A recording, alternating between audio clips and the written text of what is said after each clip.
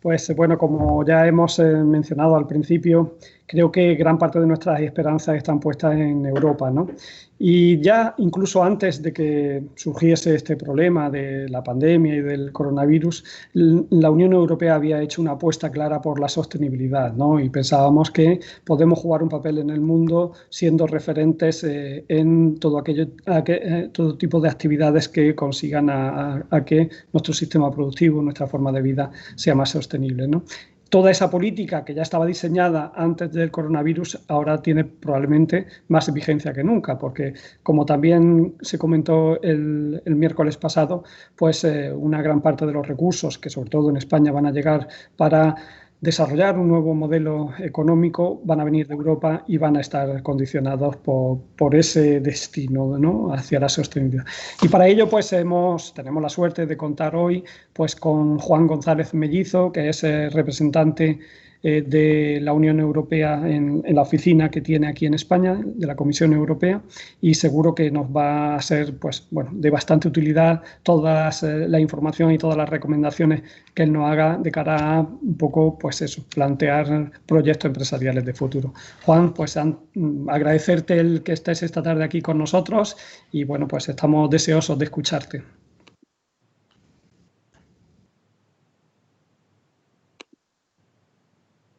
Hola, hola, buenas tardes a todos.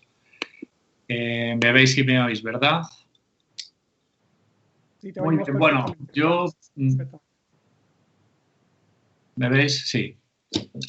Bueno, lo primero de todo quería agradecer a la Fundación INCIDE y a Cajamar por la oportunidad de presentar el Pacto Verde Europeo y de participar en estas jornadas con vosotros, porque desde luego el programa es interesantísimo y las iniciativas que se van a presentar hoy, que son, por lo que veo, ya muy aterrizadas, pues nos interesan mucho. Yo, por lo que ha explicado Roberto García, veo que ya se ha dicho mucho en el curso, se han cubierto muchas cosas sobre el Pacto Verde. Probablemente me repetiré en alguna, disculpadme si es el caso. Y bueno, voy a empezar, yo creo, diciendo por qué es importante esta presentación, que va a ser a lo mejor más institucional y un poco menos concreta que las que vienen. Y es porque saber o tener claro lo que se está haciendo desde Europa, en este caso en materia de transición ecológica o energética, como la llaman algunos, y cómo nos afecta a todos dentro de la Unión Europea, ciudadanos, empresas, autoridades públicas, creo que os puede resultar de utilidad como futuros emprendedores o los que ya lo sois, para entender mejor el contexto en el que nos vamos, os vais a manejar. Nuestro papel es, y de eso va el Pacto Verde Europeo, en poner las condiciones legales, jurídicas y políticas financieras de apoyo para que esto ocurra. Es crear una obligación legal y marcar la dirección que tienen que tomar todos los países de la Unión Europea, entre ellos España, y dar seguridad jurídica a la industria y a las empresas, a la inversión para lanzarse a la transición ecológica. Por ejemplo, el objetivo principal del Pacto Verde, y esto lo veis en la diapositiva que se está proyectando ahora mismo, es que la Unión Europea sea climáticamente neutra de aquí al 2050. ¿Qué es lo que ha hecho la Unión Europea? Y es parte del Pacto Verde, es poner en marcha una ley climática que plasme este objetivo de neutralidad en una ley. Esto significa que no es solo simplemente una buena intención o un objetivo político, sino que hay una obligación jurídica de los Estados miembros de ir por esta dirección. Sobre todo el Pacto Verde, lo habéis mencionado ahora en la introducción, es la estrategia de crecimiento de la Unión Europea basada en el respeto al medio ambiente. Es uno de los pilares en los que se va a basar el crecimiento de Europa junto a la digitalización. Esto es importantísimo. Seguramente lo han explicado en estos días en el curso, porque van de la mano. No se puede conseguir la transición ecológica sin las nuevas tecnologías, sin la ciencia, sin la innovación. El Pacto Verde se lanzó en diciembre del año pasado, al inicio de la nueva legislatura de la Comisión Europea, en un momento en el que no nos podíamos imaginar, yo creo nadie, la que se nos venía encima, ¿no? La pandemia de la magnitud que estamos viviendo. Luego vuelvo sobre esto, pero en aquel momento, y no hace falta, creo, extenderse mucho en eso, ya había una gran demanda y concienciación de la importancia de luchar contra el cambio climático, sobre todo en los jóvenes, pero también en las empresas, por lo que no estamos empezando de cero, ni en Europa ni en España, creo. No olvidemos que es una estrategia de crecimiento. La idea no es solo salvar el planeta, que también, sino generar puestos de trabajo y aumentar la competitividad de las empresas. El objetivo de la neutralidad climática es fácil de decir y difícil de conseguir, porque esto requiere cambios muy profundos en el modo en el que vivimos, consumimos, en el modo en el que funcionan las empresas, las industrias, en definitiva, el modo en el que funciona el mundo. Aquí tenéis en la diapositiva todas las áreas que va a afectar el Pacto Verde, todos los sectores de la economía: agricultura, transporte, movilidad, industria, fiscalidad, alimentación, política urbana. Bueno, no hay tiempo en los 10 minutos que tengo, 15, de explicar todo esto en detalle. Solo voy a mencionar algunas de las áreas más importantes en las que la Unión Europea va a poner, vamos a decir, la artillería pesada, tanto legislativa como financiera, y que por lo tanto van a tener una repercusión en cualquier proyecto que queráis o llevar a cabo, que se pueda llevar a cabo en el futuro. Por ejemplo, el sector de la energía. La producción y el uso de la energía suponen el 75% de las emisiones de gases de efecto invernadero, y todos los esfuerzos van a ir dirigidos a la descarbonización del sector, fomentar el uso de las energías renovables, que creo que en España aquí tenemos una ventaja competitiva, ¿no? Tanto por el viento, los océanos, el mar y el sol. Ligado a esto, y esto es también muy importante, está la renovación de los edificios y su eficiencia energética. Hay muchísima energía que se destina a calentar o enfriar nuestras casas o los edificios públicos, y este es uno de los grandes retos, y la solución pasa no solo por encontrar nuevos materiales y porque el sector público haga una renovación de edificios, hospitales, escuelas, sino que muchas veces, y también para todo esto, muchas de las soluciones se van a encontrar a nivel local, a nivel de pymes y a nivel de micropymes, que implican al sector de la construcción y que van pues desde el aislamiento de nuestras casas, y los techos, las ventanas, etc. Entonces, este área es de gran potencial para el futuro dentro del Pacto Verde, del futuro a medio plazo, diría. El transporte es otro área clave, público, privado, los coches eléctricos que requieren esfuerzos pues, en proporcionar infraestructuras, puntos de descarga para coches eléctricos, etc. Imaginaros si una de las iniciativas he creído comprender que se va a presentar después es sobre e-commerce, el papel que tienen, por ejemplo, las ciudades en la gestión del tráfico en un concepto en el que el comercio online ya era una tendencia clave antes de la pandemia, y ahora pues se ha triplicado, cuatriplicado, no solo el comercio online, sino las entregas a domicilio, las devoluciones de los productos. Bueno, todo esto tiene una implicación en cómo se piensan, cómo se tiene que repensar las políticas urbanas de aparcamientos, etcétera, y todos los negocios que van asociados a esta nueva situación, ¿no? Otro gran frente, la industria, el sector empresarial y lo que se conoce como economía circular. Básicamente implica sustituir la extracción de recursos por el uso de materiales reciclados a lo largo de toda la vida de los productos. A nivel europeo es un sector que promete, que ya ha generado 4 millones de empleos en la Unión Europea, pero aún queda mucho por recorrer. Solo el 12% de los materiales que se utilizan en la industria son reciclados. Aquí va a haber que modernizar las industrias del acero, del cemento, de los productos químicos, pero si entramos ya en sectores concretos, bueno, pues los más contaminantes está el plástico, donde ya se ha avanzado muchísimo. La legislación europea que tenemos es probablemente la más estricta del mundo y el plástico de solo uso va a desaparecer. Sin embargo, hay otros sectores, disculpad, hay otros sectores, por ejemplo, los textiles o el de la electrónica, que son los que más potencial de circularidad tienen y los que probablemente van a abrir el paso a otros productos y a otros modelos de negocio asociados en el corto plazo. Muy ligado a esto está el tema del consumo sostenible.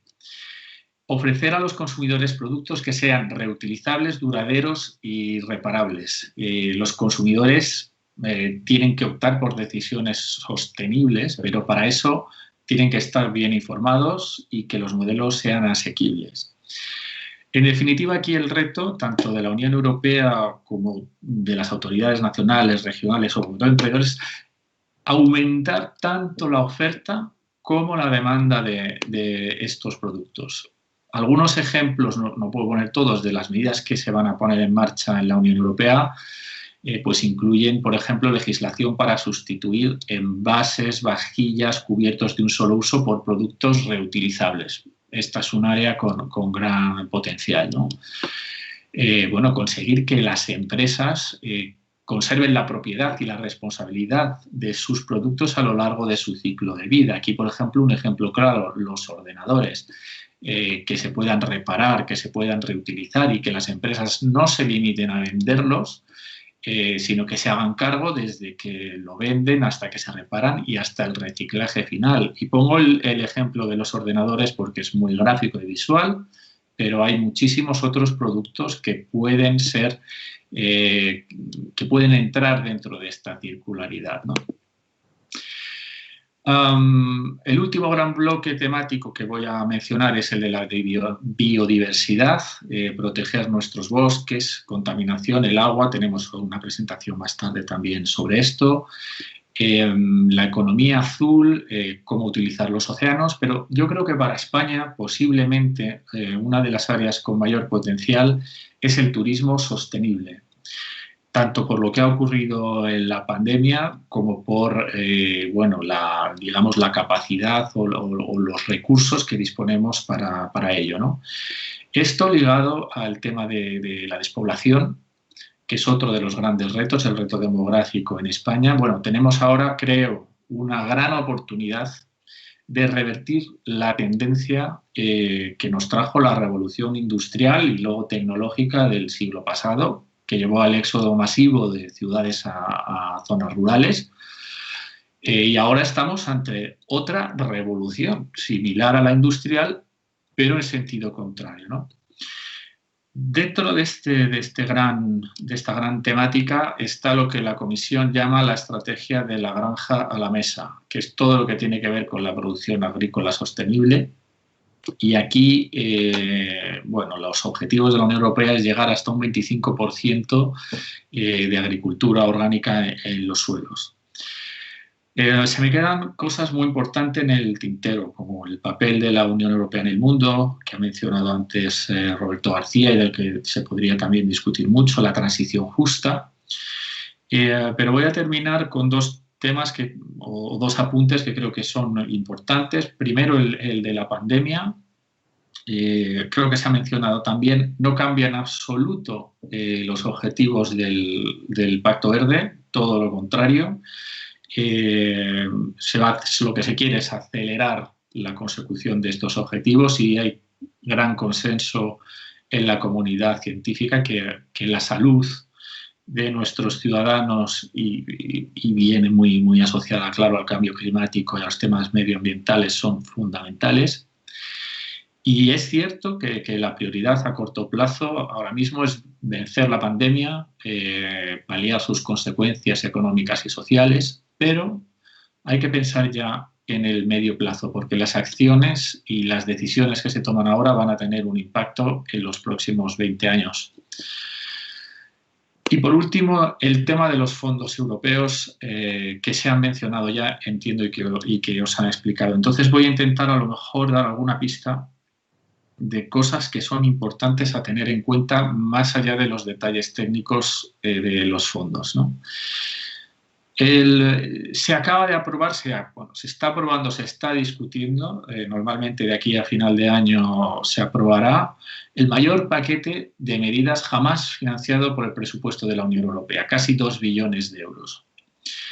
Una gran parte se va a dedicar a los planes de recuperación en los próximos 2 años. Esto es el programa Next Generation, de los que España, entiendo que habéis hablado, ya se va a recibir aproximadamente 60.000 millones de euros en transferencias no reembolsables, más un extra de 12.000 millones en fondos estructurales, más luego otros 80.000 millones de euros en préstamos. Bueno, primera cosa importante que hay que destacar en este foro. De estos fondos de recuperación que llegan, el 37% se tiene que dedicar a generar crecimiento a través de la transición ecológica. Bueno, esto da una idea de la dimensión de la apuesta que la Unión Europea está haciendo en temas de medio ambiente. De lo que se trata con estos fondos, por supuesto, es de hacer recuperar a la economía, pero de movilizar la inversión. Yo creo que es importante destacar que esto es una condición necesaria, lo que está haciendo la Unión Europea, está poniendo las condiciones que hacen falta bueno, pues para lanzarse en cualquier negocio en transición ecológica, pero no es suficiente. Ahora hay que utilizar bien esos fondos, ahora va a estar la pelota en el tejado de España y el resto de los países de la Unión Europea para hacer buenas propuestas que estén ligadas a este objetivo, que estén bien ancladas en los objetivos de la Comisión Europea, tanto en medio ambiente como en digitalización, utilizarlos de manera inteligente. Bueno, yo he mencionado el tema del turismo sostenible o la despoblación porque están en boga en España, pero hay muchísimos otros sectores y vosotros estáis en primera línea para saber cuáles son los temas bueno, que tienen más cabida. Y sobre todo yo creo que es muy importante que exista un gran acuerdo, un acuerdo público y privado en la utilización de estos fondos para que lleguen a los canales empresariales, para que se puedan canalizar todos estos proyectos y todas estas ideas que seguramente vosotros tenéis en mente y que lleguen a buen puerto. Mis últimas palabras son para deciros que la representación de la Comisión Europea en España, en Madrid, estamos a vuestra entera disposición, y cuando digo vuestra, digo de la Fundación INCIDE, de Cajamar, pero también de todos vosotros que estáis participando en el curso, para que nos escribáis con cualquier duda, cuestión que tengáis sobre temas de la Unión Europea, sobre el Pacto Verde. Estamos a vuestra disposición para responderos de la manera más rápida y directa posible.